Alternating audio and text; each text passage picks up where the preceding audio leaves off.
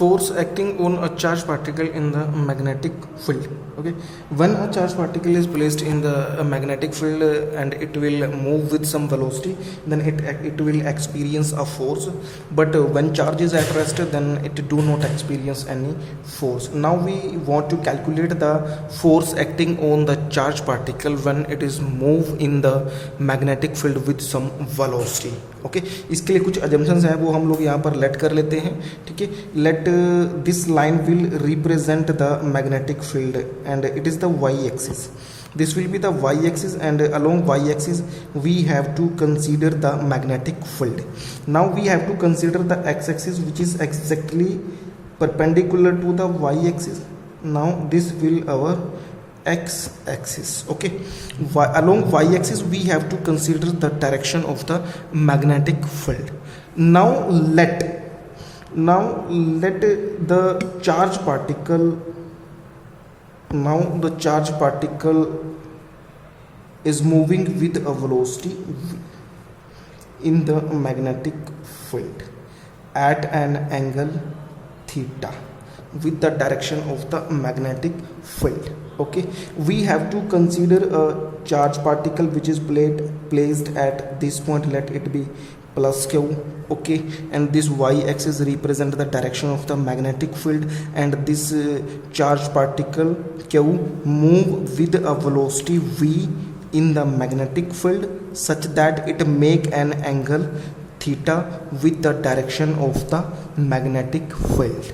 Okay, this is the velocity vector.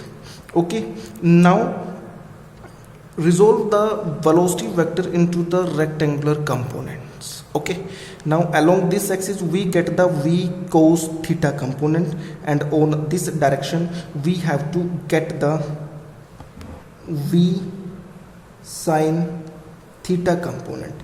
यहाँ पर हम लोगों को ये रेक्टेंगुलर कंपोनेंट्स में हम लोगों ने रिजोल्व कर लिया. ये बन जाएगा हमारे पास v cos theta component in the direction of the magnetic field, and we get the v sin theta component which is exactly perpendicular to the direction of the magnetic field.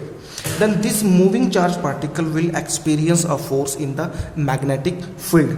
Then how we calculate the value of the force experienced by the charge particle? Force is directly proportional to the magnitude of the magnetic field. ये आ जाएगा हमारा force is direct. First factor आता है हमारे पास, force is directly proportional to the magnetic field, जो भी हम लोगों ने अप्लाई किया हुआ. ओके, नेक्स्ट पॉइंट हमारे पास बन जाता है force is directly proportional to the charge. Force is directly proportional to the charge, that is f directly proportional to q. And second will be, next point will be the force is directly proportional to the perpendicular component of velocity vector, or simply the force is directly proportional to the component of velocity vector which is perpendicular to the direction of magnetic field. Velocity के उस component के ऊपर depend होता है जो magnetic field की direction के साथ 90 डिग्री का एंगल बनाता है. अगर हम लोग यहाँ पर वेलोसिटी कंपोनेंट्स को देखते हैं, v cos थीटा की अगर मैं बात करता हूँ, that v cos theta component is along the direction of the magnetic field. This component make 0 degree angle with the direction of magnetic field, but v sin theta component make the 90 degree angle with the direction of the magnetic field. Okay, so we can write f is directly proportional to v sin theta. These are the three factors on which the force will be depend that will experienced by a positive charge in the magnetic field. Now we combine all these factors, then we get f is directly proportional to v q v sin theta. और में हम लोग यहाँ पर लिख सकते हैं k q v b sine theta. ये हमारे पास यहाँ पर रिजल्ट बनता है. बेटा टर्म्स को इंटरचेंज किया हुआ है, जस्ट कोई प्रॉब्लम नहीं. प्रोपोर्शनैलिटी का साइन हटाने के लिए हम लोगों ने कांस्टेंट के यूज़ किया हुआ है, एंड इट के इज इक्वल टू 1. के की जो वैल्यू होती है यहाँ पर हम लोग 1 लेट करते हैं. यहाँ पर proportionality constant it have the value unity और 1. So this expression will become, जो हमारा एक्सप्रेशन है वो कुछ इस तरीके से चेंज हो जाएगा. f is q v b sine theta. Okay, यहाँ पर हमारे पास ये कुल जो हमारे पास फोर्स निकालने के लिए एक रिजल्ट हम लोगों को मिल जाता है जो आया हुआ है हमारे पास F is equal to q v b sine theta, where theta is the angle between the velocity vector, where theta is the angle between the velocity vector and the direction of the magnetic field. Okay, ये आया हुआ है। अब हमारे पास ये force है, this give the magnitude of the force. Now we have to convert this force into the vector form. Okay, we know that force is a vector quantity. Okay, तो ये हम लोग वेक्टर फॉर्म में इसको किस तरीके से लिख सकते हैं बेटा, तो यहाँ पर आ जाएगा F is equal to q v, हमारे पास वेलोसिटी एक वेक्टर क्वांटिटी होती है, b magnetic field it is also a vector quantity, so it will like that v cross b, क्योंकि चार्ज को हम लोगों ने ब्रैकेट से बाहर इसलिए रखा है क्योंकि चार्ज जो हमारे पास होता है एक स्केलर क्वांटिटी है। ठीक है, तो हम लोग बोल सकते हैं force experience by the charge particle in the magnetic field it is equal to the cross product of velocity and the magnetic field. क्योंकि ये हम लोग रिजल्ट ऑलरेडी पढ़ते हैं बेटा, A cross B is equal to A B sine theta हमारे पास होता है। ये आइडेंटिटी हम लोगों ने यहाँ पर यूज़ की हुई है, तो ये फोर्स हमारे पास आ चुका है in the vector form. Okay, and you all know that force is the vector quantity. Okay, so how we identify its direction, अभी हम लोग नेक्स्ट में डिस्कस करते हैं डायरेक्शन ऑफ द फोर्स। फिलहाल के लिए हम लोग यहाँ पे स्पेशल केसेस को डिस्कस कर लेते हैं। स्पेशल केसेस हमारे पास आ जाते हैं यहाँ पर। स्पेशल केस फर्स्ट आ जाता है हमारे पास, if v is equal to 0। v is equal to 0 means charge at rest. Charge हम लोगों ने रेस्ट पर रखा हुआ है जो मूवी नहीं कर रहा हुआ है बेटा। ठीक है, तो F के लिए क्या रिजल्ट बन जाएगा हमारे पास, क्या हो V is 0 B sine theta. If this will be 0 so all factor will be 0, force will be 0. It means there is the no force act on a charge particle which is at rest. अगर हम लोग magnetic field के अंदर एक charge particle को rest पर रखेंगे तो it will do not experience any force, कोई भी फोर्स यहाँ पर एक्ट नहीं होगा। ओके, सेकंड फैक्टर हम लोग यहाँ पर डिस्कस कर लेते हैं। सेकंड हमारे पास आ जाता है, इफ थीटा इज 0 डिग्री और 180 डिग्री। ओके, देन अगर हमारे पास एंगल की जो वैल्यू आई हुई है वेलोसिटी वेक्टर और एरिया, हमारे पास वेलोसिटी वेक्टर और मैग्नेटिक फील्ड में जो एंगल बना हुआ है, अगर ये या तो हमारे पास ये 0 होता है या फिर 180 होता है, इसका मतलब क्या होगा, चार्ज इज मूव पैरेलल और anti parallel to the direction of magnetic field। Theta 0 और 180 डिग्री होने का मतलब है कि जो हमारे पास चार्ज पार्टिकल है वो या तो मैग्नेटिक फील्ड के पैरेलल मूव कर रहा है या फिर opposite direction, anti parallel direction में मूव कर रहा है, अपोजिट डायरेक्शन में मूव कर रहा है। तो हमारे पास फोर्स क्या आ जाता है बेटा, it will again 0 because sine 0 0 and sine 180 0, ये कंडीशंस आ जाएंगी। वन हम लोग फर्स्ट में हम लोग साइन को 0 डिग्री पुट करेंगे थीटा को, फिर में 180, दोनों की वैल्यू हमारे पास 0 होती है। तो जब हम लोग 0 पुट करेंगे तो ये हमारा पूरा फैक्टर क्या हो जाएगा, यहाँ पर साइन की जो वैल्यू है थीटा 0 0, तो ये पूरा ही फैक्टर हमारा 0 बन जाएगा बेटा। So it means when the charge particle is move parallel और anti parallel to the magnetic field then it does not experience any magnetic force. तो चार्ज पार्टिकल पर कोई भी मैग्नेटिक फोर्स एग्जिबिट नहीं होगा। ठीक है, नेक्स्ट में थर्ड केस हमारे पास आ जाता है बेटा, if theta is equal to 90 degree.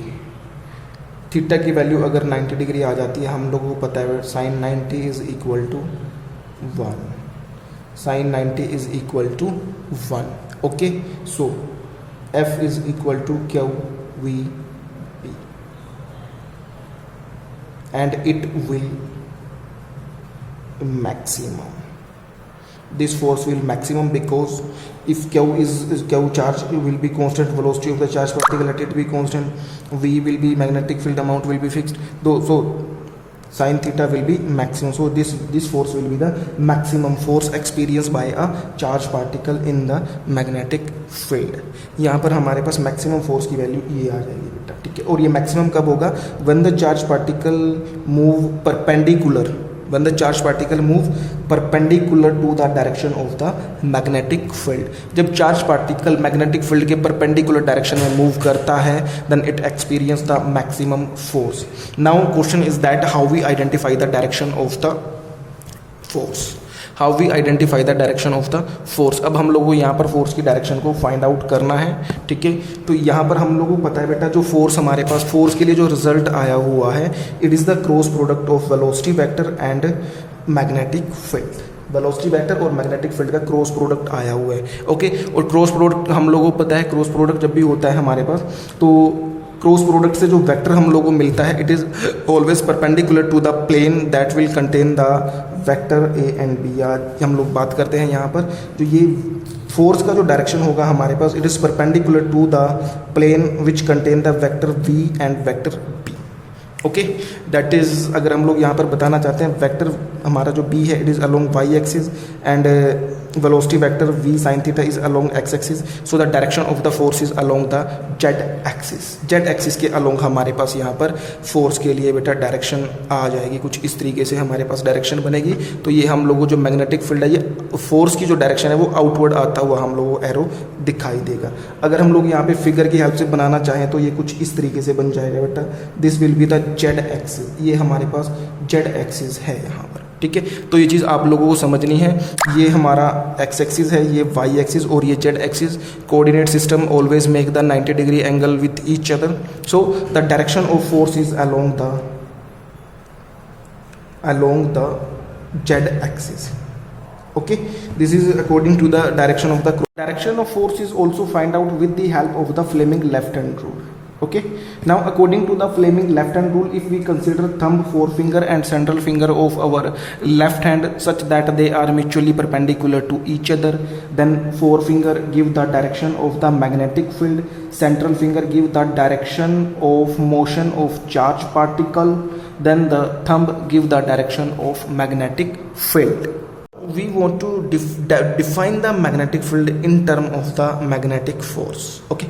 Now we know that F is equal to QVB sin theta. From this equation we get the value of B, which is equal to F by QVB sin theta.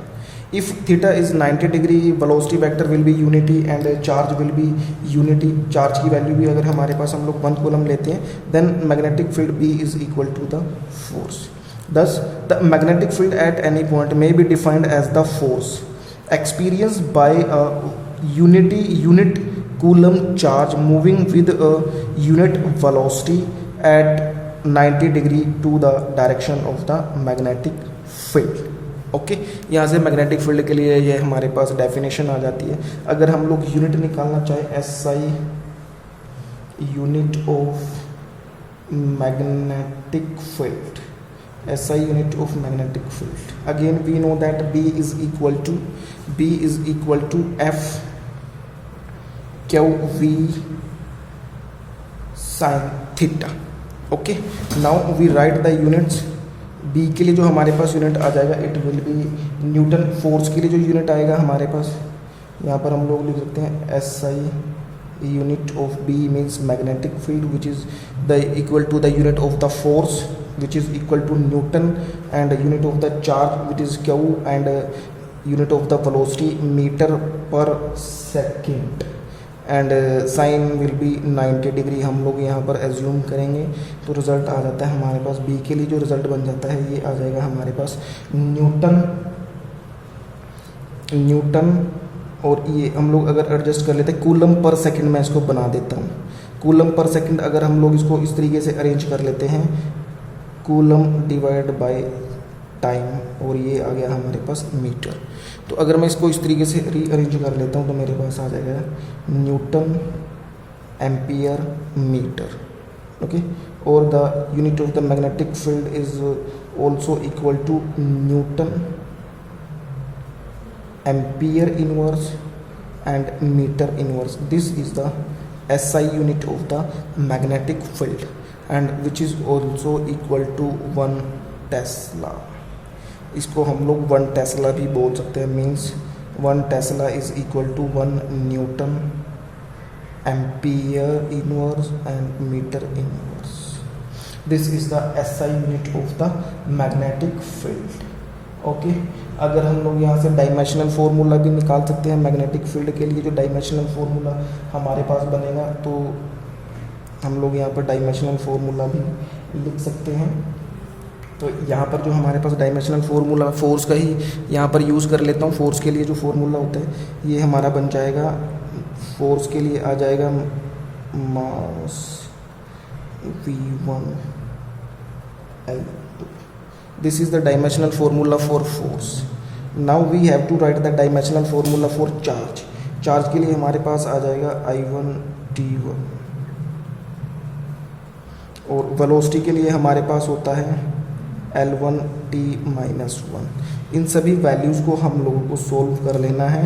तो हमारे पास जो formula आएगा magnetic field के लिए आ जाएगा M1, ये L1 है यहाँ पर, L1 M1 L0 T raise to power, ये जाके पॉजिटिव बनेगा, ये दोनों कट हो गए यहाँ पे, T raise to power -2 and A inverse.